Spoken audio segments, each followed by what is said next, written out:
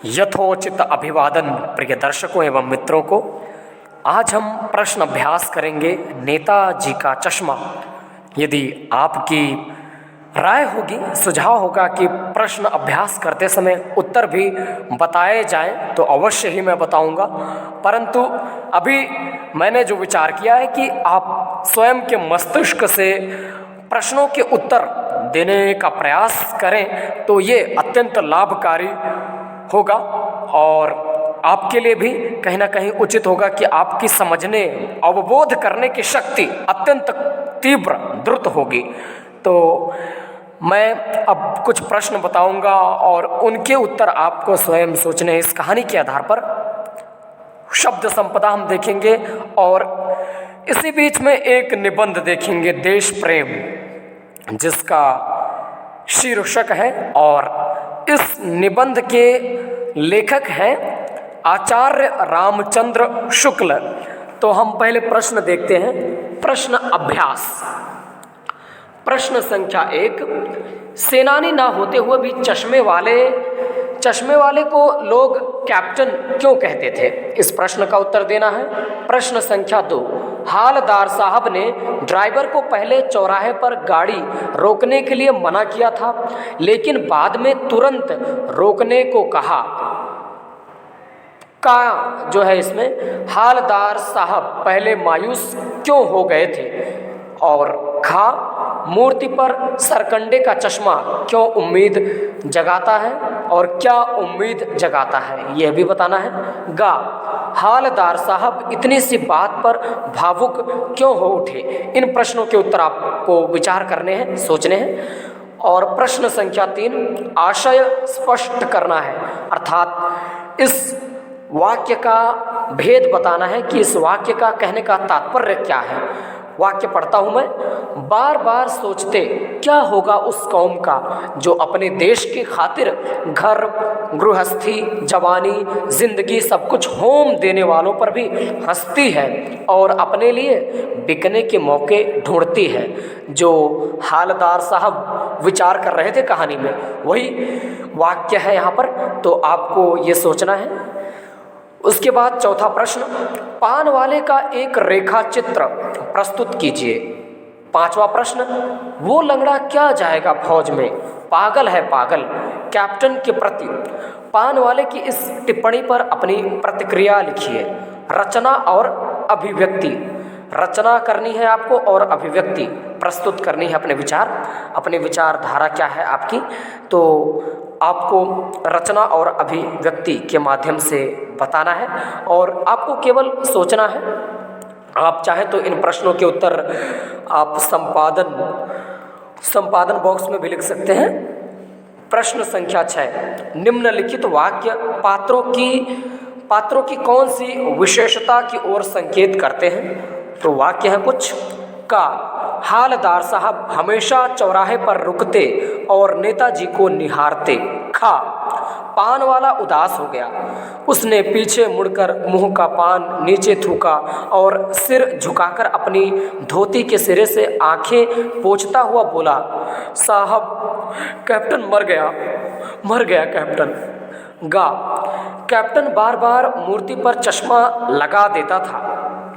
इन सभी वाक्यों के आधार पर आपको बताना है कि उन चारित्रिक विशेषताओं वाले चरित्र चित्रणों का क्या विशेष तात्पर्य है, यानी जो भी पात्र हैं उनकी चारित्रिक विशेषता क्या है, यह बताना है आपको।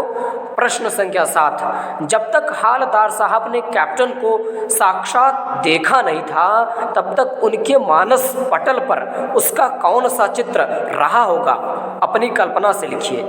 यह बताना है आपको कि जब तक हालदार साहब ने कैप्टन को साक्षात नहीं देखा था तब तक उनके विचार क्या थे कैप्टन के विषय में, क्या सोचते थे, कैसी कल्पना आप कर सकते हैं। प्रश्न संख्या 8, कस्बों, शहरों, महानगरों के चौराहों पर किसी न किसी क्षेत्र के प्रसिद्ध व्यक्ति की मूर्ति लगाने का प्रचलन सा हो गया है। का, इस तरह की मूर्ति लगाने के क्या उद्देश्य हो सकते हैं? खा, आप अपने इलाके के चौराहे पर किस व्यक्ति की मूर्ति स्थापित करवाना चाहेंगे और क्यों? गा, उस मूर्ति के प्रति आपके एवं दूसरे लोगों के क्या उत्तरदायित्व होने चाहिए? तो इन प्रश्नों के उत्तर आपको देने हैं। प्रश्न 9, सीमा पर तैनात फौजी ही देश प्रेम का परिचय नहीं देते। हम सभी अपने दैनिक कार्यों में किसी न किसी रूप में देश प्रेम प्रकट करते हैं, जैसे सार्वजनिक संपत्ति को नुकसान ना पहुंचाना, पर्यावरण को संरक्षित करके अपने जीवन जगत से जुड़े ऐसे और कार्यों का उल्लेख कीजिए और उन पर अमल भी कीजिए। तो ये आपने देख ही लिया कि क्या क्या कर सकते हैं हम, और पर्यावरण को सुरक्षित करते हैं, सभी का सम्मान करके हम अपने देश प्रेम की अभिव्यक्ति प्रस्तुत कर सकते हैं। तो ऐसे ही आपको देश प्रेम के उदाहरण देने हैं और कुछ अतिरिक्त। तो प्रश्न 7 नहीं देखेंगे हम, प्रश्न 10 देखेंगे। निम्नलिखित पंक्तियों में स्थानीय बोली का प्रभाव स्पष्ट दिखाई देता है। आप इन पंक्तियों को मानक हिंदी में लिखिए। मानक हिंदी का अर्थ होता है कि जो हिंदी में मूल शब्द होना चाहिए उसे आपको लिखना है। कोई गिराक आ गया, समझो गिराक का अर्थ यहाँ पर ग्राहक हो जाएगा, तो आप यहाँ पर गिराक को ग्राहक लिख सकते हैं। उसको चौड़े चौखट चाहिए, तो कैप्टन किधर से लाएगा, किधर से यानी यहाँ किधर होना चाहिए जो मानक हिंदी में हम लिखेंगे। तो उसको मूर्ति वाला दे दिया, तो उसको मूर्ति वाला यानी जो मूर्ति पर रखा हुआ चश्मा होता था उसे वो दे देता था कैप्टन जब कोई ग्राहक आता था उसके पास। तो यहाँ पर इस वाक्य को इस प्रकार से शुद्धिकृत करना है, तो उसको मूर्ति वाला दे दिया, इसको परिवर्तित कर देना है। उधर दूसरा बिठा दिया, उधर है यहाँ पर, तो उधर का अर्थ होता है वैसे पेट, लेकिन उधर को यहाँ पर धा कर देंगे हम, उधर दूसरा बिठा दिया, यानी उधर दूसरा चश्मा वो लगा देता था मूर्ति पर। प्रश्न संख्या 11, भाई खूब, क्या आइडिया है? इस वाक्य को ध्यान में रखते हुए बताइए कि एक भाषा में दूसरी भाषा के शब्दों के आने से क्या लाभ होते हैं। तो आपको लाभ बताने हैं। भाषा अध्ययन। प्रश्न संख्या 12, निम्नलिखित वाक्यों से निपात छांटिए और उनसे नए वाक्य बनाइए। का नगर पालिका थी तो कुछ ना कुछ करती भी रहती थी। तो निपात मैं बता देता हूँ कि निपात वे होते हैं, जैसे तो यहाँ पर आ गया, जो वाक्य को पूर्ण करने के लिए कुछ ऐसे शब्द हो जाते हैं, कुछ ना कुछ। तो यहाँ पर कुछ कुछ जो आ गया शब्द, ये भी निपात के रूप में प्रयोग हो रहा है। खा, किसी स्थानीय कलाकार को ही अवसर देने का निर्णय किया गया होगा। और जैसे यहाँ पर ही शब्द है तो ये भी निपात के रूप में प्रयोग हुआ है। इनको निपात शब्द कहते हैं, जो वाक्य की पूर्ति के लिए कर दिए जाते हैं, या वाक्य में विशेषणता कह सकते हैं आप, उसकी विशेषता को उद्धृत करने के लिए प्रयोग किए जाते हैं, उस वाक्य में कोई चमत्कार प्रस्तुत करने के लिए। गा, यानी चश्मा तो था लेकिन संगमरमर का नहीं था। यहाँ पर देख लीजिए आप, यानी, तो यानी भी ये निपात है, तो भी निपात है। उसके बाद घा है, हालदार साहब अब भी नहीं समझ पाए। अब भी, तो अब भी यहाँ पर है निपात। अंगा, 2 साल तक हालदार साहब अपने काम के सिलसिले में उस कस्बे से गुजरते रहे। तो इस वाक्य में भी आप निपात खोज सकते हैं। प्रश्न संख्या 13, निम्नलिखित वाक्यों को कर्मवाच्य में बदलिए। तो वाच्य परिवर्तन के विषय में आपको पढ़ना पड़ेगा। वाच्य परिवर्तन 3 प्रकार के होते हैं। जैसे वाच्य के भेद अगर जो हम देखें तो कर्मवाच्य, भाववाच्य और कर्तृवाच्य, तो इनको वाच्यों में परिवर्तित करना है आपको। का, वह अपनी छोटी सी दुकान में उपलब्ध गिने चुने फ्रेमों में से नेताजी की मूर्ति पर फिट कर देता है। खा, पान वाला नया पान खा रहा था। गा, पान वाले ने साफ बता दिया था।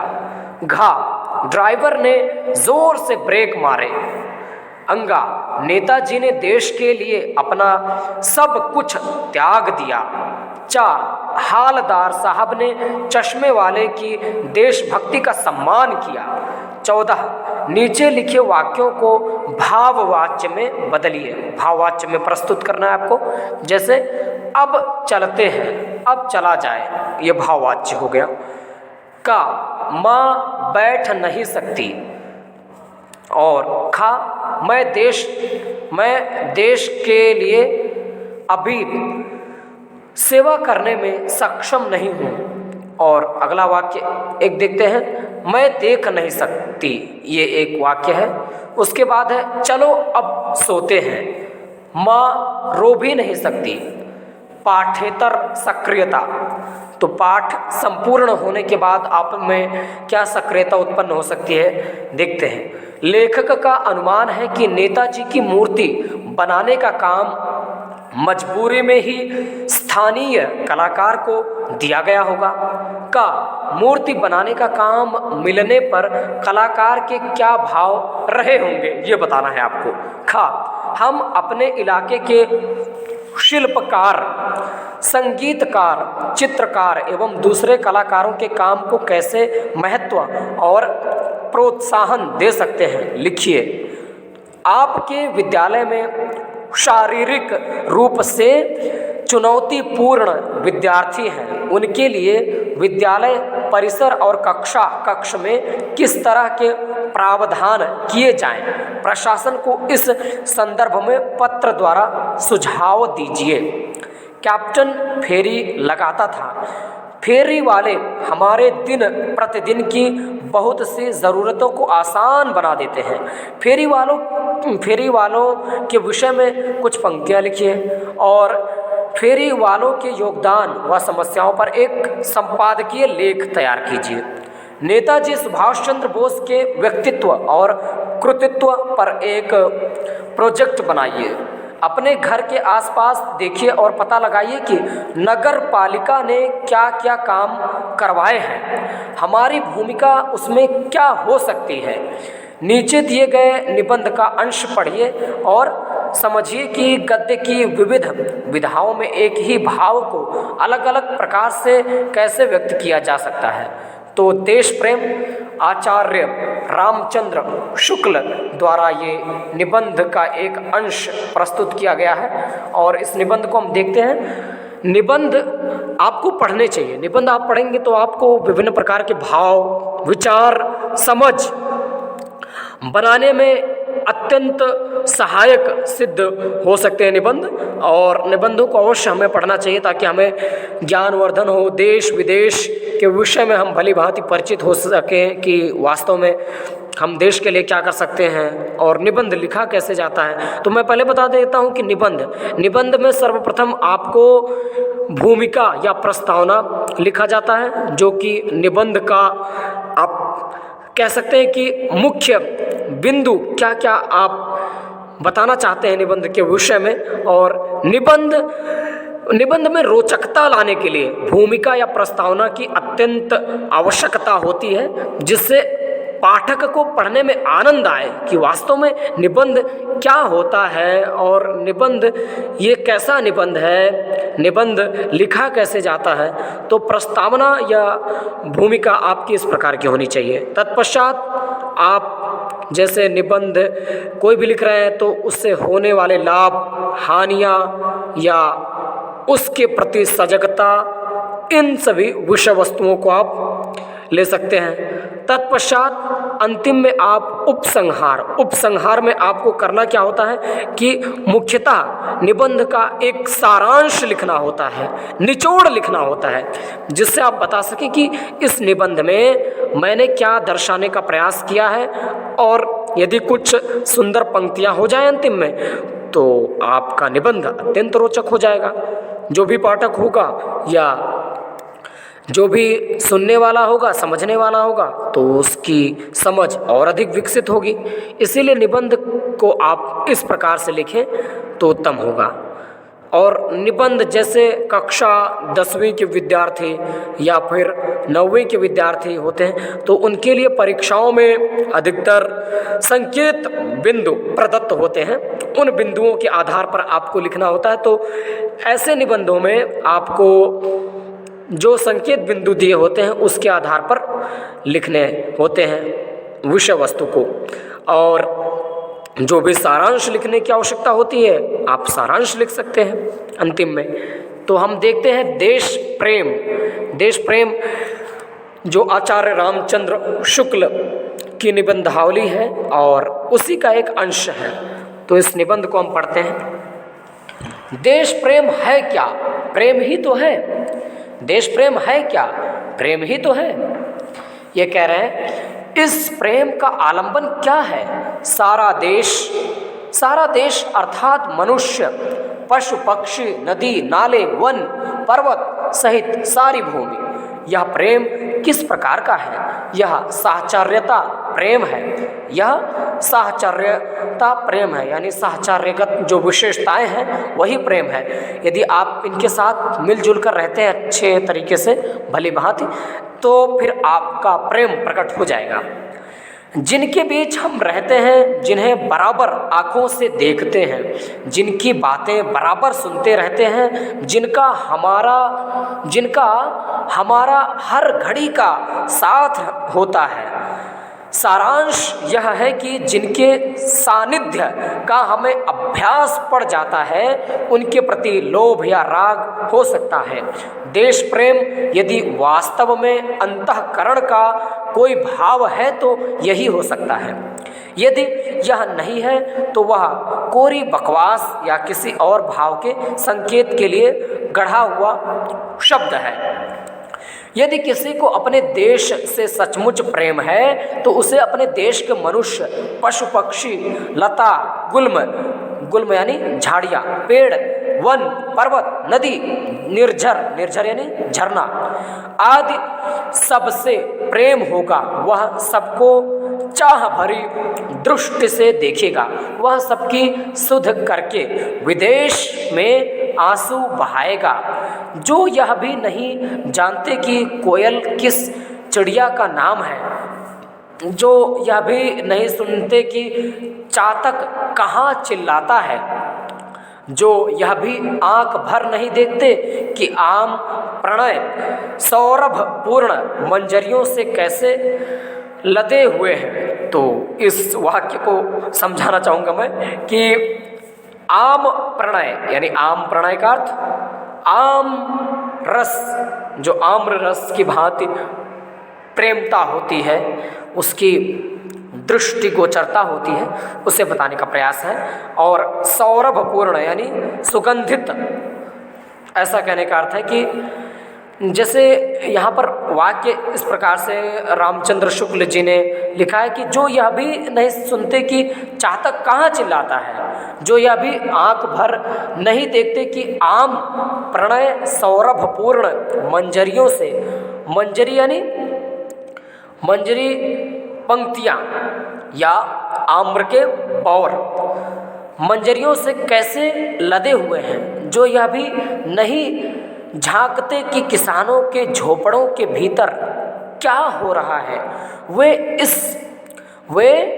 वे यदि बस बने ठने मित्रों के बीच प्रत्येक भारतवासी की औसत आमदनी का पता लगाकर देश प्रेम का दावा करें तो उनसे पूछना चाहिए कि भाइयों, बिना रूप परिचय का यह प्रेम कैसा, किस प्रकार का यह प्रेम है? ये तो मिथ्या प्रेम है।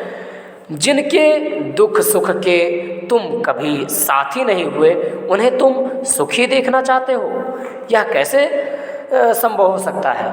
उनसे कोसों दूर बैठे बैठे, पड़े पड़े या खड़े खड़े तुम विलायती बोली में अर्थशास्त्र की दुहाई दिया करो, पर प्रेम का नाम उसके साथ ना घसीटो। प्रेम हिसाब किताब नहीं है। प्रेम जो है भाई हिसाब किताब नहीं है। हिसाब किताब करने वाले भाड़े पर भी मिल सकते हैं, पर प्रेम करने वाले नहीं। हिसाब किताब से देश की दशा का ज्ञान मात्र हो सकता है। हित चिंतन और हित साधन की प्रवृत्ति कोरे ज्ञान से भिन्न है। वह मन के वेग या भाव पर अवलंबित है। उसका संबंध लोभ या प्रेम से है, जिसके बिना अन्य पक्ष में आवश्यक त्याग का उत्साह नहीं हो सकता। तो इस वाक्य को समझने की आवश्यकता है। उसका संबंध लोभ या प्रेम से है, मतलब देश के लिए अगर जो प्रेम व्यक्त करना है तो आपको प्रत्येक पशु पक्षी जीव जंतु के प्रति एक लोभ होना चाहिए कि हमारे देश के हैं, इनकी रक्षा हमें करनी चाहिए, इनकी सुरक्षा के लिए कोई ना कोई कार्य योजना लागू करवानी चाहिए। इस प्रकार का आपका कोई राग या लोभ होना चाहिए। तो ऐसा कह रहे हैं रामचंद्र शुक्ल जी। वह मन के वेग या भाव पर अवलंबित है। उसका संबंध लोभ या प्रेम से है, जिसके बिना अन्य पक्ष में आवश्यक त्याग का उत्साह नहीं हो सकता। आचार्य रामचंद्र शुक्ल। अब यहीं पर देते हैं विराम। जय हिंद, जय भारत।